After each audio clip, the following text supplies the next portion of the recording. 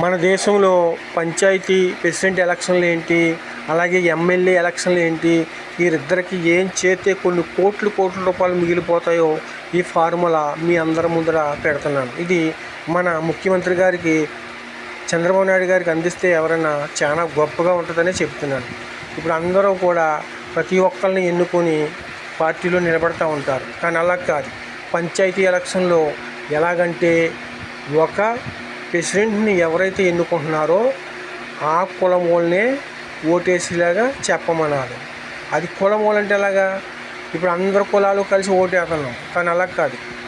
ప్రతి ఒక్కరు కూడా ఎస్సీలు, బీసీలు, ఓసీలు వీళ్ళందరూ మేలు పొందుతున్నారు పంచాయతీ ప్రెసిడెంట్ ఎలక్షన్గా, అలాగే లేకపోతే ఎమ్మెల్యే ఎలక్షన్గా నిలబడగలుగుతున్నారు. కానీ కుమ్మర్లు, మంగళ్ళు, చాకల్లో, ఎరకల్లో ఇటువంటి కింద కులాలు ఎవ్వరికీ కూడా ఎటువంటి సీటు ఇంతవరకు ఏ ప్రభుత్వం కూడా ఇవ్వలేకపోయింది.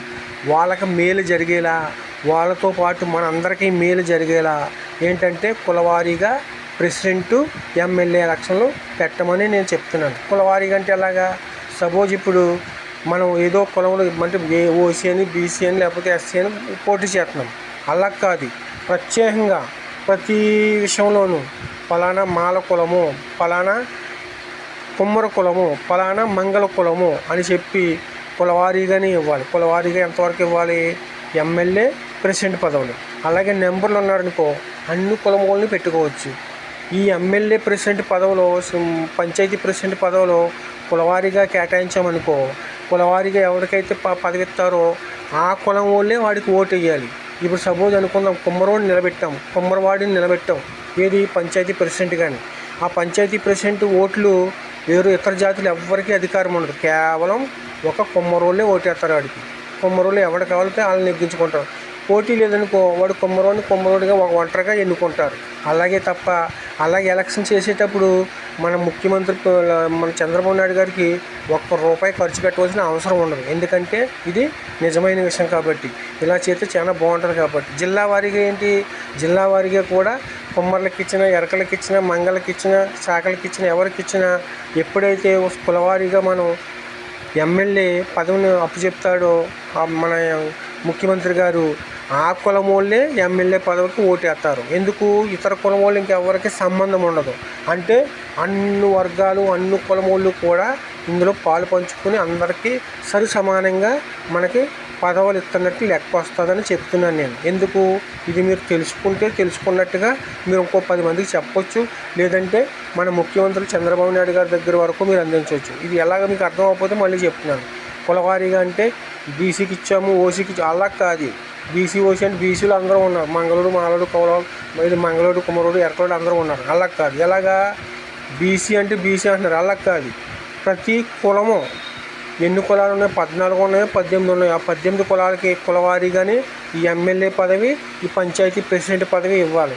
ఇది లేకపోతే ఇది చాలా అనర్థకమైన విషయం. ఎందుకంటే కింద వాళ్ళు ఓటింగ్ అంటే ప్రెసిడెంట్గా నిలబడలేరు, ప్రెసిడెంట్గా లేకపోతే ఎమ్మెల్యేగా నిలబడలేరు. ఎందుకు? వాళ్ళ మెజార్టీ లేదు. మెజార్టీ లేని గురించి వాళ్ళు ముందరికి రారు. వాళ్ళకి అవకాశం ఉన్న నామినేషన్ కూడా వేయరనమాట. అందుకని నేను ఇలా చెప్తున్నాను. ఇది ఎలాగంటే కులవారీగా వేసినప్పుడు అన్ని కులాలు కలిసి వచ్చి గొడవలు పెట్టుకొని, కాళ్ళు రుబ్బుకొని, కాళ్ళు చేతులు కొట్టించుకొని ఈ అవసరం ఉండదు. ఎందుకు అంటే కులవారీగా అంటే ఆ కులం వాళ్ళే వాళ్ళకి ఓటేస్తారు.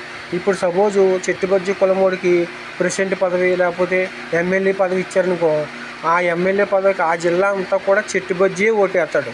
అలాగే పంచాయతీ పదవి ఇచ్చారనుకోండి, ఆ జిల్లా ఆ మండల ఆ ప్రెసిడెంట్ ఊరంతా కూడా, ఆ నరేంద్రపురం ఊరంతా కూడా కేవలం ఎవరేస్తారు? చెట్టుబజ్జీలే ఓటేస్తారు. అలాగే సపోజ్ అనుకుందాం, బ్రాహ్మణ్కి ఇచ్చారనుకోండి ఎమ్మెల్యే పదవి, కేవలం బ్రాహ్మణ్సే ఓటేస్తారు. ఎందుకు? ఆ కులంలో ఓటేసేవాళ్ళు ఎందుకంటే ఇంక ఇతర కులాలకు సంబంధం లేకుండా మీ మనిషిని మీరే ఎన్నుకోండి అని చెప్పినట్టుగా అనమాట.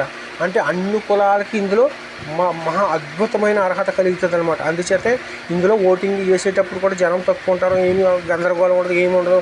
అలాగే ఎలక్షన్ ముందర కొన్ని కోట్లు సంపాదించినంత కూడా వృధా చేయవలసిన అవసరం ఉండదు. ఎవరికి కూడా మందుగా ఇవ్వాల్సిన అవసరం ఉండదు, ఏమి ఉండదు. ఎందుకు? ఎవరికి కూడా 10,000-5,000 ఇవ్వాల్సిన అవసరం అసలే ఉండదు. ఇలాగైతే మా వ్యాపారం పోతుంది కదరా, ఏదో మేము ఓటేస్తుంటే మాకు 10,000-5,000 ఇస్తున్నారు కదరా అంటే మనం కుక్కల్లాగా తింటున్నట్టే తప్ప కానీ మనం వాడికి ఓటు వేసేది లేదు అని లెక్క. కుక్కల్లా బతకకుండా రాజుల్లా బతకాలంటే అందరికీ అధికారం ఉన్నప్పుడే రాజులా బతుకుతున్నామని అర్థం.